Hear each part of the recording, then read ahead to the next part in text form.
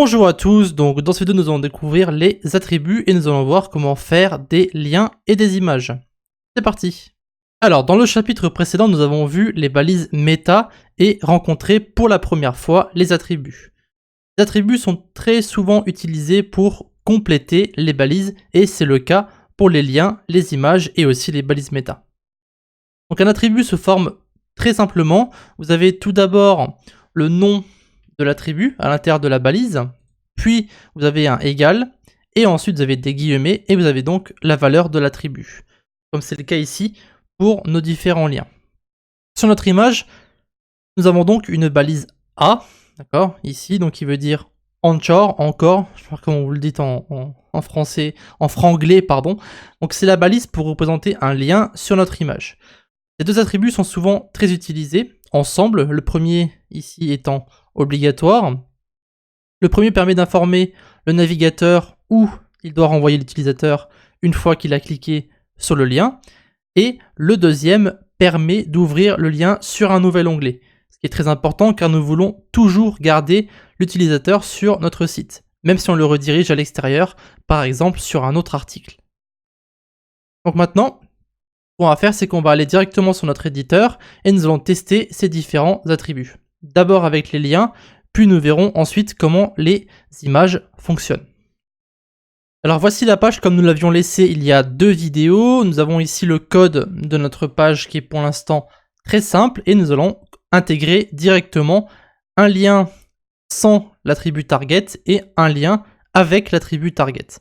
Ici on va enlever tout ça, on va mettre href, donc ça c'est en fait notre premier attribut qui va donner l'endroit où nous devons rediriger, donc https, on va mettre ici google.com, d'accord. Ensuite, on ferme la balise, on met le nom de notre lien et on ferme notre balise. Ça c'est notre premier lien. On va faire un copier-coller, d'accord. Donc ici, hop, copie-colle, et ici on va ajouter target égale, et on va mettre blank. Alors, cet attribut, comme j'ai dit, permet de ouvrir le lien sur un nouvel onglet. Donc, on va sur notre site maintenant, on va faire F5 et nous avons ici nos deux liens. Alors, je vais zoomer avec CTRL+. Nous avons le premier lien qui va rediriger directement sur Google sans dans un nouvel onglet, d'accord. Et nous avons le deuxième lien qui va simplement ouvrir l'onglet, donc dans le lien dans un autre onglet. Voilà, donc encore une fois, on préférera utiliser la deuxième syntaxe qui est beaucoup plus SEO friendly, on va dire, donc pour laisser les utilisateurs sur votre site. Maintenant, voyons les images. Tout d'abord, vous allez devoir en trouver une sur internet. Donc moi, si je vous montre mon explorateur, j'ai déjà une image ici d'un clavier très simple avec une souris, donc je l'ai simplement nommé img.jpeg. Donc faites très attention à l'extension du fichier, encore une fois, parce qu'il faudra le noter sur votre image.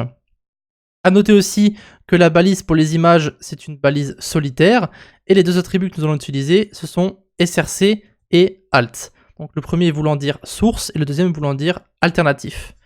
On va mettre ici img, on va compléter directement tout ça, et à l'intérieur, on va mettre nos différents attributs. Donc src, qui va ici être le chemin vers votre fichier. Donc étant donné qu'on est au même endroit, ici moi je vais simplement mettre le nom du fichier, donc image.jpeg, et ensuite le texte alternatif, donc alt, et on va mettre ici image de clavier. Voilà, tout simplement. Maintenant, on va regarder sur notre navigateur, on rafraîchit, on va dézoomer, et vous pouvez voir ici que nous avons notre image avec notre clavier et avec notre souris. Donc comme vous pouvez probablement le constater, le premier attribut permet d'indiquer l'image qui doit être utilisée. Ça c'est assez simple à comprendre. Cependant, à quoi va servir le deuxième attribut? Eh bien, lorsque votre image ne sera pas disponible, ou alors qu'une personne malvoyante ou complètement pas voyante du tout va lire votre site, eh bien c'est la valeur du deuxième attribut qui va sortir, d'où le nom alternatif. Donc ici, si je supprime mon image en fait, donc si je supprime, hop, et que je rafraîchis sur mon navigateur, vous allez avoir ici donc une image cassée en fait, avec un petit trait, et vous avez donc image de clavier. Donc ça c'est en fait le texte alternatif. On va remettre l'image, et vous pouvez voir que l'image est maintenant de retour. Donc, qu'on va faire, c'est qu'on va faire un petit exercice qui va en fait permettre de intégrer un lien à l'intérieur d'une image. Pour ce petit exercice, nous allons combiner justement ces deux balises que nous avons vues jusque maintenant, et donc l'énoncé est très simple. Vous allez prendre une image de votre choix, vous allez entourer l'image d'un lien qui va donc rediriger vers Google, et le lien doit obligatoirement s'ouvrir sur un nouvel onglet. Donc je pense que l'exercice va prendre environ une trentaine de secondes si vous avez compris comment fonctionnent les liens et les images. Donc n'hésitez pas à mettre la vidéo en pause et on se reprend dans un instant. Alors l'exercice est simple, comme dit juste avant, il suffit simplement de combiner les deux balises ensemble. Donc on va commencer par prendre notre A ici, hop, on va copier, on va enlever le texte qui se trouve entre les balises, car ici c'est en fait l'image qui va faire office de lien. Vous n'avez donc pas besoin d'y mettre autre chose. Hop, on saute deux lignes, on indente et on va mettre notre image à l'intérieur, comme ceci. Et donc ici vous avez votre A, deuxième A et l'image. Vous pouvez aussi tout faire sur une seule ligne, mais c'est plus propre de le faire comme ça. On sauvegarde, on va sur notre navigateur, on dézoome encore un petit peu, on rafraîchit, et ici vous pouvez voir que la première image n'est pas cliquable, d'accord? J'essaie de cliquer, ça ne marche pas. Et ici, lorsque vous allez sur votre deuxième image, vous avez le pointeur qui se tourne en doigt, et vous allez pouvoir cliquer sur votre image qui va rediriger ensuite sur Google. Voilà.